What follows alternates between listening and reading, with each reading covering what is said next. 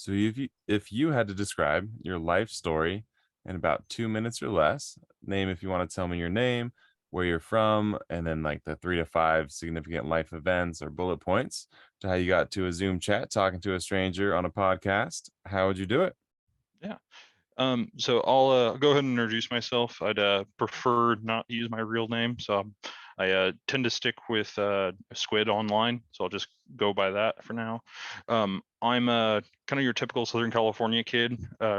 Grew up in the desert, moved from the desert kind of into the valley, and then actually ended up moving up to Northern California almost about 4 years ago now at this point. I was kind of a screw off C student and uh, didn't go to college. Did try that, but believe it or not, being a screw off college student ain't very great for you. Hmm.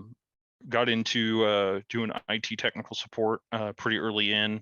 Been doing that for about 10 years now, and I'm actually working at a local university, um, which that's a bit of a newer thing. So actually, on that point, all opinions are my own and don't reflect the understanding and yada yada of my employer. That's right. Who's watching? Who's listening? That's Yeah, right. exactly. Is this the same school you went to as an undergrad or Uh, grad? no, actually, so I didn't actually end up graduating college at all. Okay. I went and tried that for about a semester, and then got into the IT workforce pretty early in. I did end up working at the high school district that I had graduated from, though, Hmm. pretty early in. I was the earliest employee within their entire district for about a year and a half. Okay. Yeah, I Oh was well. 19 at the time. Gotcha. So you don't regret this decision to not finish, or is it working out, or you want to go back at some point? What are your It's thoughts? kind of a mix. Okay. I I do plan on eventually trying to pull classes here and there now, Okay. but kind of working towards some of that higher ed. It'll be a little bit easier now. Mhm. Working within education, the cost on things is a little bit lower than Right. going as an actual student. No, that makes sense. Yeah, Mhm. no, there's a lot of programs like if you work at a university, your children can go there for free. So there's probably a lot of ways to make it more affordable or working at the university yourself. So Yeah, definitely does um, factor into the long game. yeah, okay.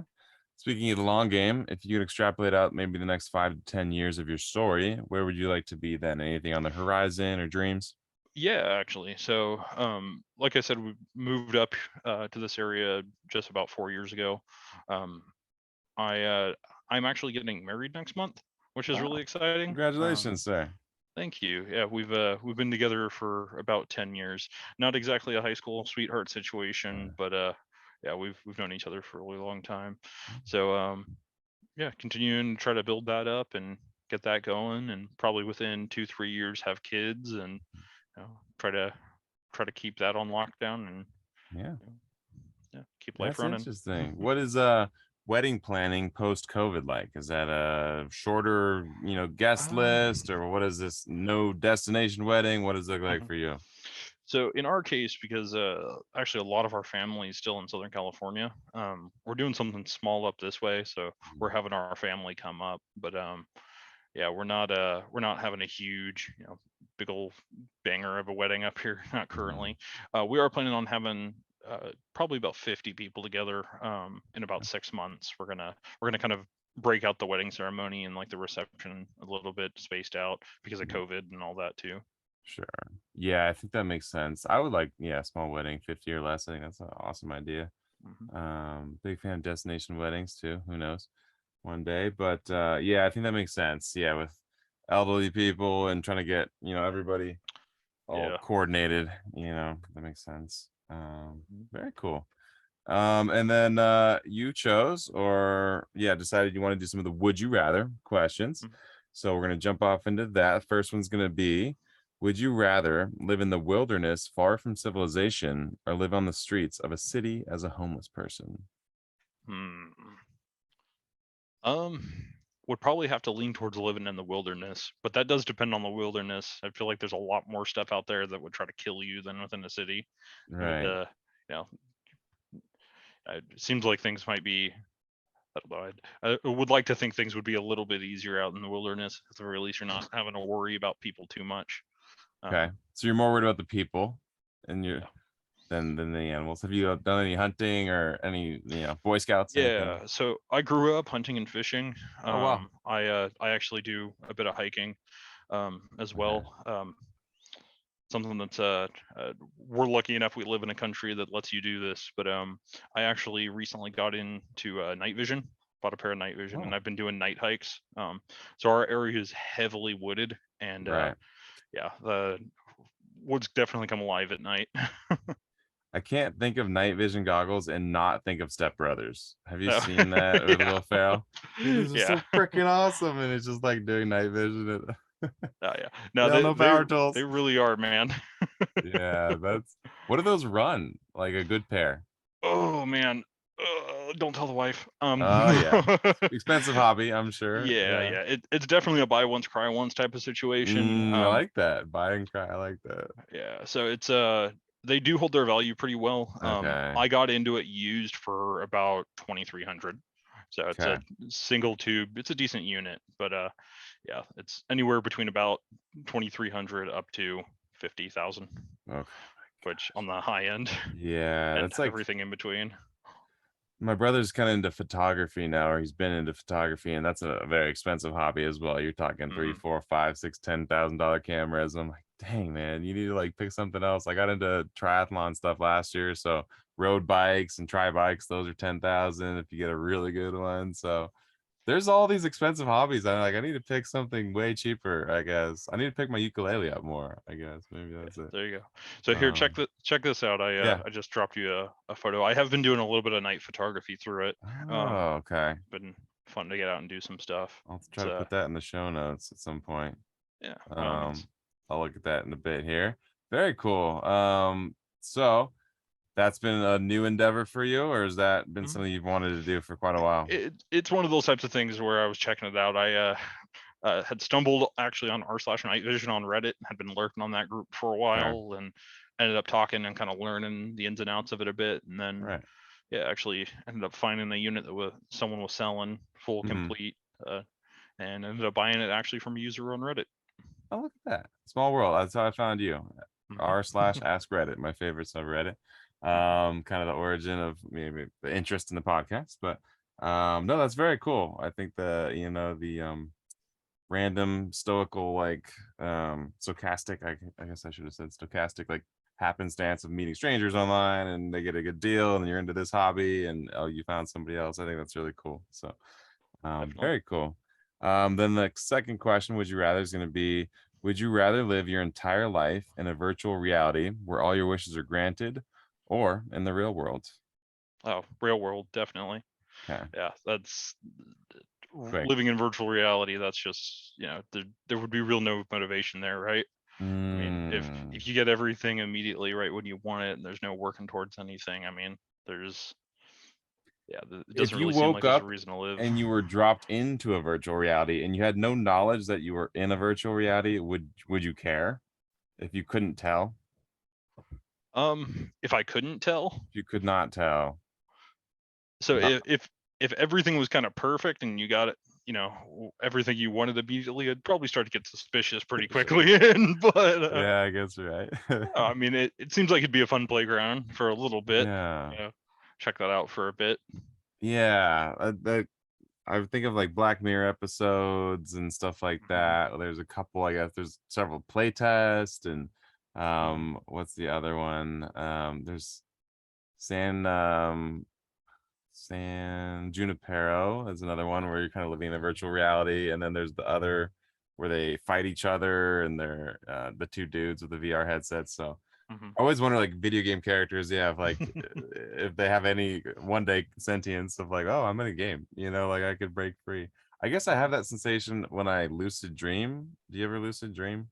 You're controlling your dream. I had when I was a kid, not so much Okay, now. So I'd actually looked into this because I haven't been able to do it for a couple of right, years. right. Um, and my understanding is it has something to do with neuroplasticity, to where as Ah, you get older, you may or may not lose the ability to do that.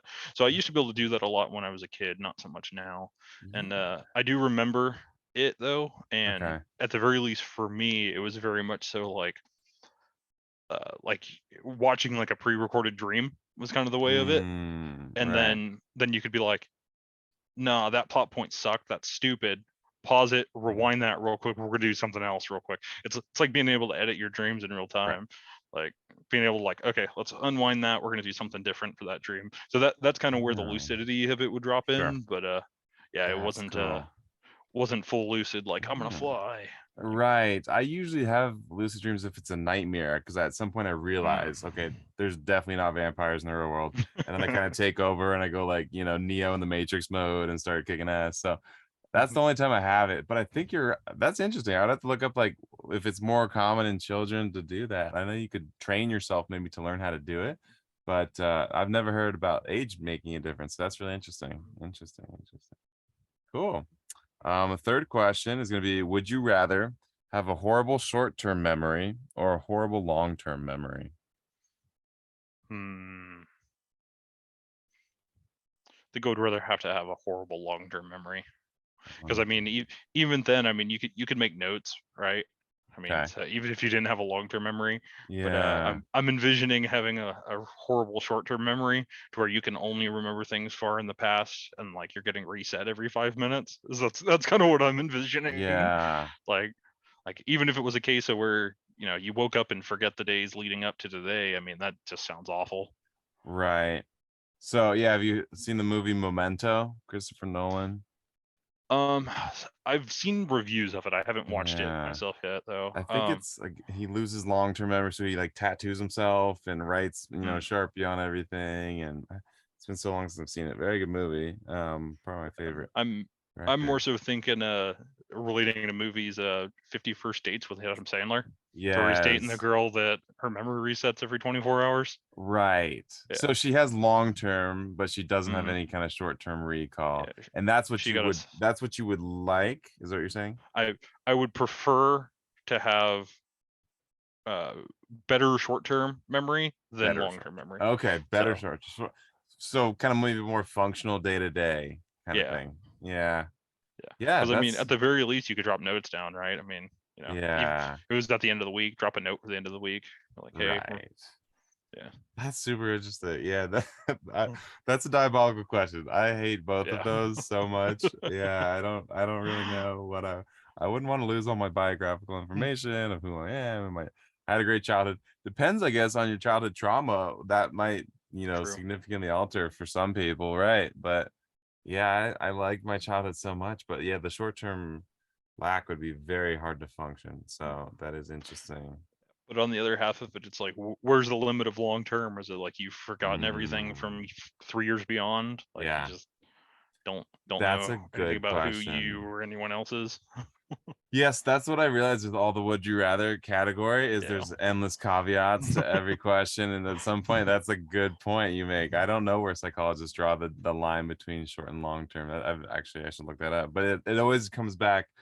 That's what Socrates says too, right? The beginning of every argument or debate is a definition, right, of terms. So you're arguing Right. the same from the same premises. So I think yeah, defining everything in the would you rather makes the most sense beforehand, but it's just kind of always a fun thought experiment. So just take it how you will. But good point. Yeah, clarification on when the start and the end of that would make more sense. Question four would you rather be locked in a room that is constantly dark for a week or a room that is constantly bright for a week? Hmm. Do I get night vision? Nah, you just broke the question, sir. Oh, I love this. For you um, alone, you do get your night vision because you dropped yeah. 2K on him. I, You dropped that much. Yeah. I could definitely see living in the dark for 2 weeks. I mean, I feel like you'd kind of figure it out after a bit. Um, Yeah. like I couldn't imagine, just constantly being everything bright all the time. Mhm. But I don't know. Yeah. But I guess then you could just, put a pillow over your head when you sleep. But You're yeah, that still right. sounds Yeah. brutal. That's still, yeah, that'd be very tough. So you're choosing dark. Okay, that's interesting. I Mhm. know I'd have to look it up. I think the longest somebody has done something like this was a French scientist who lived in a cave for over a year, I want to say. Someone Oof. has to fact check me on that, but I think that's the longest. It's like over 12 months, maybe it was like 15 months. Because they wanted to see like when he would perceive New Year's would be. So Hmm. like he went in New Year's and he wanted to see like without any access to time, circadian rhythms, a clock, a watch, anything, when would he exit the cave thinking it had been a full year? And I forget how close to his guesstimate it was, but I think he was in over a year, and so he overshot what he thought a year would be. Some French scientist, a guy. Again, that's the longest I've heard a human going without seeing the sun or any kind of daylight. That is crazy. So a week would be nice. Yeah. Yeah. Yeah, I mean, I can imagine, like, this is kind of the way that I'm looking at it. Like, if you were completely blind to where you were only seeing the equivalent of like darkness all the time, like at the Right. very least, then you could sleep, right? But that Right. would definitely throw off your day night rhythm. But Hmm. if you were just seeing light all the time, constantly, like Right. I have to imagine that drive you insane after a while. Right. I think the insanity thing would be a lot easier. Going crazy would be a lot easier if it was constantly bright. Yeah, because then you probably wouldn't be able to sleep. And if you're not able to sleep, then everything is gonna just trickle down from there for sure. So I would choose darkness, probably. I would choose sleep. There's a lot of good Dark Knight quotes that you can throw in here for Bane, merely adopted the dog. I was born in it, molded by it, all that kind of stuff. And I'm a big fan of that whole series, like I said, the Christopher Nolan. So yeah, I'm going dark. I'm with you. Team dark. And you're lucky because you got the night vision. So you're set, man. You're good. Last would you rather is going to be, would you rather live without the internet or live without AC and heating? Hmm. Um, I think I could live without AC and heating. That's extremely dependent on where you're living, though. Like Hmm. some places, it's just a death sentence without that. But Yeah. yeah, definitely. Yeah, well, in my case though, I think I'm a bit biased. I mean, I work on computers and work in IT for a living, so without Mhm. internet, I'm out of a job.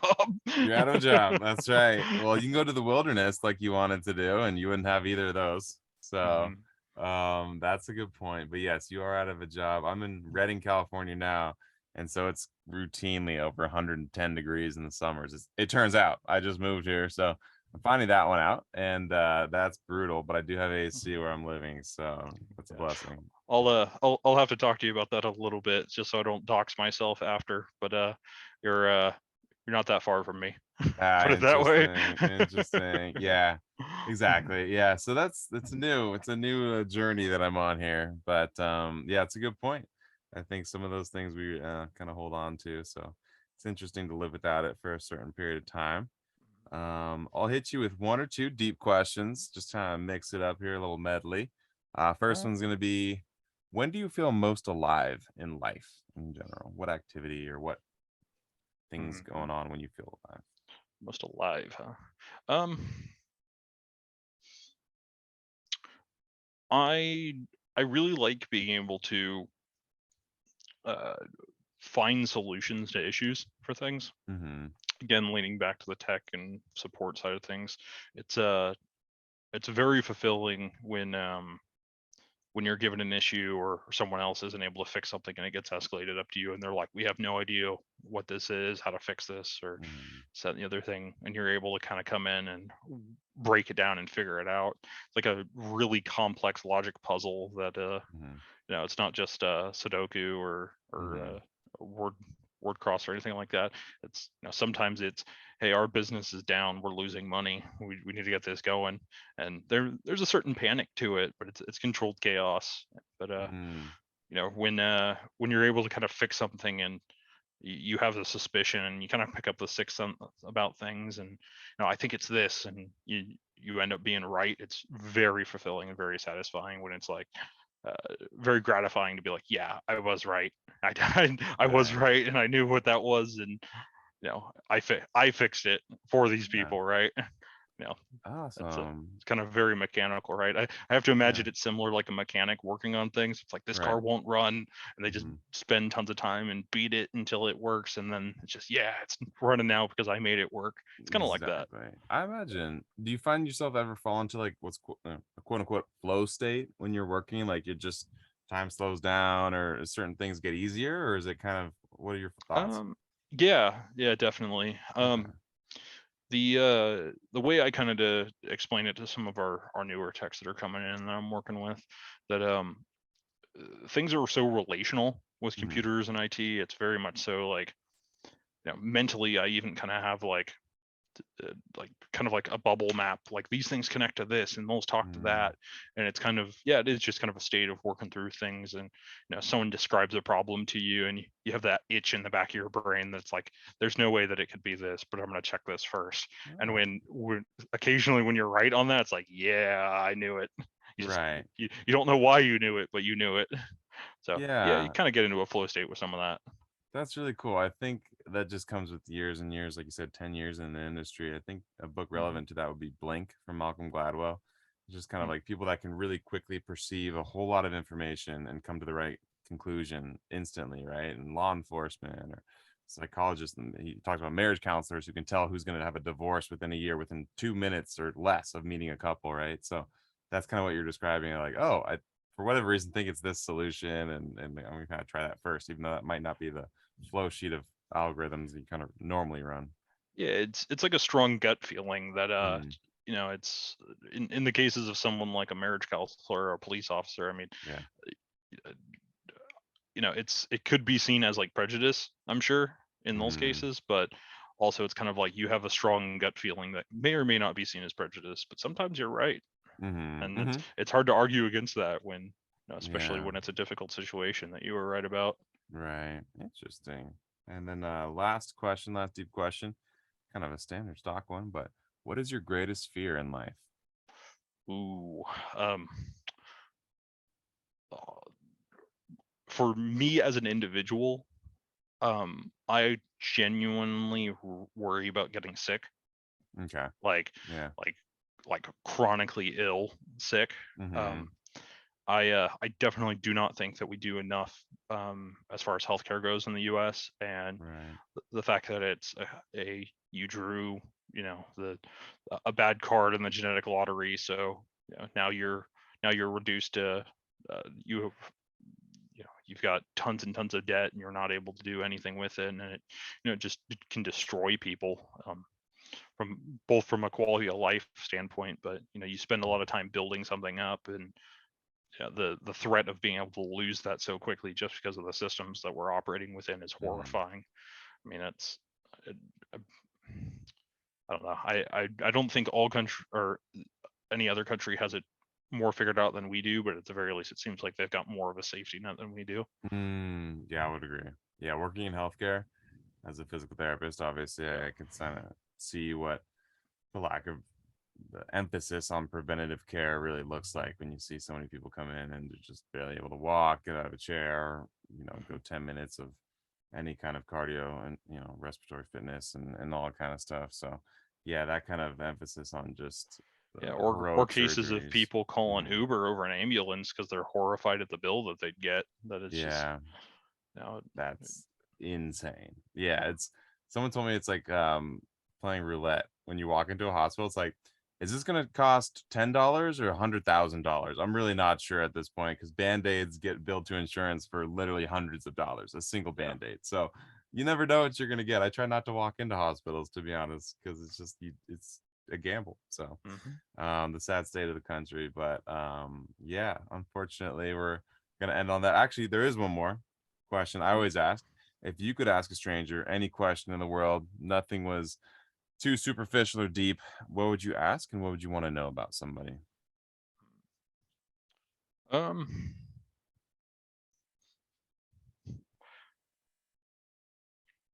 I'm trying to think of something that would kind of keep this as broad to Yeah. any potential person you could come across.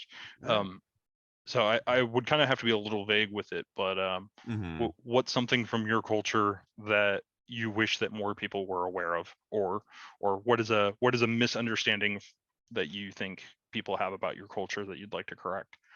That's So such a good question. I love the idea of like what's a misunderstanding. I don't know. I just love that question because it's such a good open-ended question of like, let me correct some narrative and mhm, like they get to teach you something. It's just like people like doing that. People like teaching somebody about a proper thing about their culture, or how to say something or what this means. So I love that. If you ask anybody what's a misunderstanding that people have about you or whatever, like they will light up and they will love that. I think that's a great question in general. Yeah. People do like talking about themselves too. So See, Dale Carnegie, How to Win Friends and Influence People. Talk to yeah. them and say their name if you can, and get them talking about themselves, because that's everyone's favorite topic. Yeah. Mhm. Oh Most man. definitely. Well, Squid, thank you for the interview and taking the time today. Appreciate it. Yeah, And most definitely. of course, and to everybody out there listening, I thank you for your support. This is Tyler telling you to go talk to a stranger. Peace.